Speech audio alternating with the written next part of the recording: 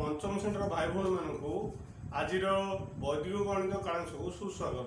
पिलामाने आमे आज उपाधार साहाय्य गुणन शिखिबा। आमे आधार गुणन शिखिथिले एक डाहाण पटे शून्य रहिले ताको आमे आधार संख्या बोली कहू। एबे आमे उपाधार शिखिबा। उपाधार काहाकू कहले फास्ट जानिबा ना जो आधार अछि 10 तार गुणितक गुडीकू उपाधार कहा जाए। बुझियो कि नहीं? तेणु जो आधार संख्यार गुणितक गुडीकू उपाधार कहा जाए। आमे आज उपाधार गुणन विषय रे आलोचना करिबा।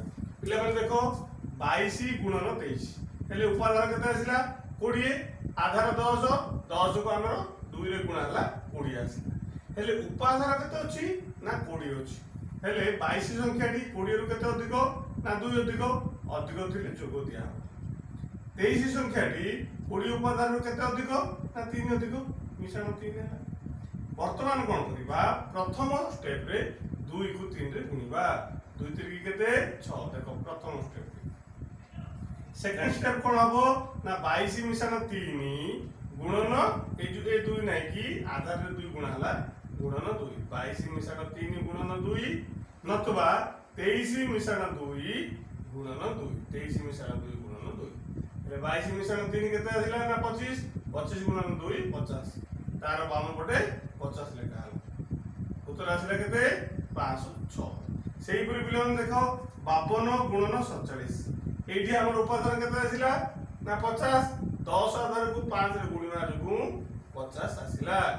हेले 52 टा 50 उपाधार केते अधिक 2 अधिक अधिक थिले जोग दिया हम कहछि 47 टा 50 उपाधार रु 3 कम कम थिले फेराण दिया हो केते कम ना 3 कम। हेले मिश्रण 2 फेराण 3 केते हबो ना ऋणांक 6 बा तापर जो रेखांक बोली कहछे ऊपर गोटे बाडी दिया हो 6।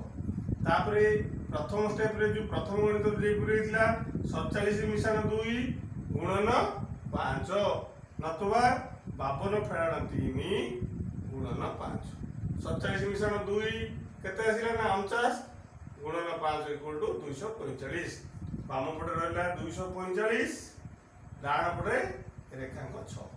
तापर कोन करिबा ना रेखांक 6 दिले साधारण संख्या बाडीबा 6 रो पर मित्र केते ना 4 एपटे रेखांक थिबा तू ता पूर्व संख्या रे 1 कटिबो 5 रे 1 कटला केते ना आसला 4 4 को 4 2 की 2। इला माने उपाधार गणित विषय आमे बुझिले।